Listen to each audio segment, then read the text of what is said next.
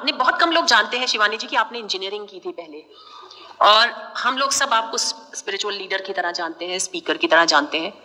Engineering करने के बाद कैसे आपने सोचा कि आपको स्पिरिचुअलिटी की तरफ जाना है, कैसे अपने आप को प्रिपेयर किया और कैसे आप दूसरों को फिर मोटिवेट करने लगी? नॉर्मल लाइफ होता है कि इंजीनियरिंग कर ली, आप जॉब ढूंढेंगे, शादी करेंगे, बच्चे, ये नॉर्मल लाइफ होता है, लेकिन how did you started life which was not, मतलब पहले ऐसे बहुत महिलाएं नहीं सोचती थी, अगर सोचती थी तो फिर वो बिल्कुल अलग थलग जाकर वो गेरुआ कपड़े पहन, बहुत कम होता था ऐसा। वो आपने कैसे ये सोचा कि आप इंजीनियरिंग करने के बाद स्पिरिचुअलिटी की तरफ जाएंगी? एक बहुत बड़ी मिथ है, और वो मिथ ये है कि स्पिरिचुअलिटी बाकी जीवन से अलग होती है। सो हमें लगता है हम इसको छोड़ा और फिर इधर चले गए। तो ज़्यादातर लोग पूछते हैं आपके जीवन में कुछ हुआ था? तो मैंने कहा नहीं। ऐसे कैसे, कुछ तो हुआ होगा। मैंने कहा नहीं, सब ठीक ही था, फर्स्ट ही आती थी क्लास में हमेशा, जीवन में उस टाइम वही सिर्फ इंपॉर्टेंट हुआ करता था, और इंजीनियरिंग भी ऑलमोस्ट उसी लेवल पे ही क्रॉस कर लिया था। लेकिन मेरी मम्मी सेंटर पर जाने लगी, मेडिटेशन सीखने लगी, मुझे बार बार बोलने लगी करने के लिए, और जितना वो बोलती थी मैं उतना नहीं करती थी। इसलिए कभी बच्चों को ज़्यादा फोर्स नहीं करना चाहिए, कई बच्चों के अंदर संस्कार होते हैं वो ऑपोजिट करने लग जाते हैं फिर। तो वो जितना मुझे बोलती थी मैं उससे ज़्यादा दूर होती जाती थी। लेकिन फिर उन्होंने मुझे बोलना बंद कर दिया। मैंने जॉब किया, और जॉब करते हुए मेरी शादी भी फाइनल हो गई, सब कुछ फिक्स्ड हो गया, सब कुछ परफेक्ट था। आई एम हैप्पी, उस टाइम भी आई वॉज वेरी हैप्पी। और फिर लेकिन मेरी मम्मी को था कि जो उनको इतना अच्छा कुछ मिला वो मुझे भी मिल जाए। तो कैसे एक पेरेंट बहुत साइलेंटली बहुत कुछ कर सकता है, वो मुझे बाद में समझ में आया कि उन्होंने साइलेंटली किया है। तो वो मेरे लिए मेडिटेट करती थी कि मुझे ये रास्ता समझ में आने लगे। और खाना जो बनाता है ना, उसके मन की स्थिति खाने वालों पर पड़ जाती है। तो वो खाना बनाते समय भी ये मेडिटेशन से मेरे लिए डाल देती थी, मेरे लिए थॉट कि इसको समझ में आए कि इसके लिए क्या सही है, कौन सी चीज़ इसको करनी है, क्या करना है। तो I think that suddenly influenced me, और मैंने एक दिन कहा मुझे भी सीखना है जो आप सीख रहे हो। मुझे अभी तक नहीं पता कि मैंने उस दिन क्यों कहा ये कि मुझे भी सीखना, but it was just vibrational effect. और जब मैंने सीखा, थोड़ा टाइम लगा समझने में, लॉजिक के साथ स्पिरिचुअलिटी को कनेक्ट करने की कोशिश की, तो कुछ कुछ चीज़ें समझ में नहीं आती थी साइंटिफिकली।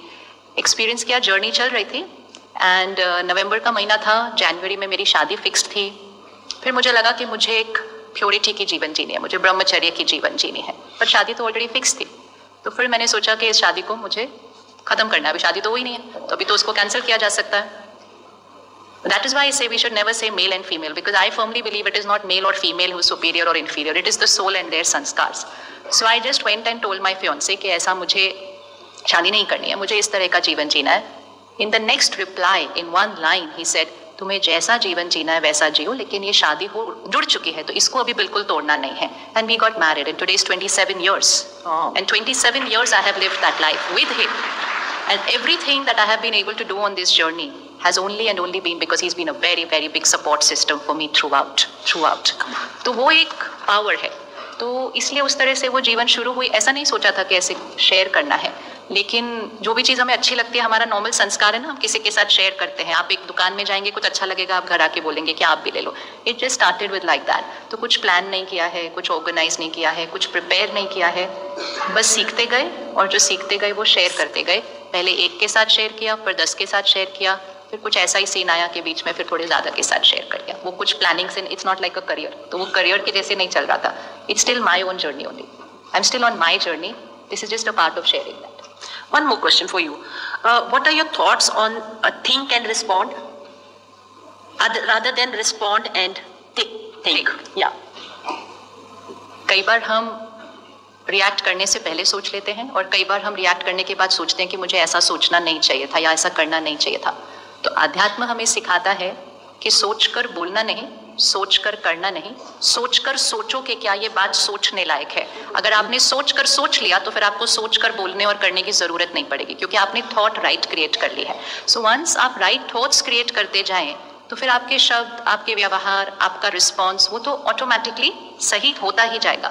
लेकिन आपकी थॉट्स हमें राइट रखनी है, ऐसा नहीं कि सोचा कुछ और बोला कुछ और। तो अगर हम रिएक्ट करने के बाद सोचते हैं तो वो तो सिर्फ रिग्रेट और गिल्ट ही क्रिएट करता है। लेकिन हम अगर ब्लेम गेम की लाइफ में जीते हैं, उसने ऐसा किया तो मुझे फील ऐसा हुआ, तो हम अपना रिस्पॉन्स चूज नहीं कर रहे हैं, हम जस्ट रिएक्ट कर रहे हैं। जैसी बात वैसी रिएक्शन। जैसे अभी बहन ने कहा उस व्यक्ति ने मेरे साथ इतना गलत किया, तो ऑब्वियसली मेरा इमीडिएट रिएक्शन है उसके ऊपर भी एसिड गिरना चाहिए। Perfect, that is an immediate reaction कि उसके ऊपर भी गिरना चाहिए। लेकिन धीरे धीरे रियलाइज हुआ कि वो मेरी सोच किसकी शक्ति घटा रही थी, वो मेरी सोच मेरी शक्ति घटा रही थी, तो उन्होंने अपने सोच को ही चेंज कर दिया कि मुझे उस व्यक्ति के बारे में सोचना ही नहीं है। तो यहाँ से उन्होंने उसको रिलीज किया। इसी को क्षमा कहते हैं। क्षमा डजंट मीन कि उस व्यक्ति के साथ लीगल एक्शन नहीं होना चाहिए। क्षमा doesn't mean that the law of the country should not take care. क्षमा ओनली मीन्स मुझे उनको अपने यहाँ पर पकड़ के रखना नहीं है। इवन अगर देश का कानून उनके लिए नहीं करता, suppose it is not a legal case in some cases, law of karma हर एक के साथ चल रहा है, हर एक के साथ चल रहा है। लेकिन क्षमा हम उनको नहीं कर रहे। जब हम उनको यहाँ से रिलीज करते हैं ना, हम खुद को क्षमा करते हैं, हम खुद को दुआएं देते हैं। तो इसीलिए सोचें पहले, और फिर सोच कर फिर रिस्पॉन्स में आए, तो आपका रिस्पॉन्स भी सही होगा और कभी रिग्रेट और गिल्ट भी नहीं क्रिएट होगा। Thank you so much Shivani ji. Big hand, ladies and gentleman, big hand to all the panelist.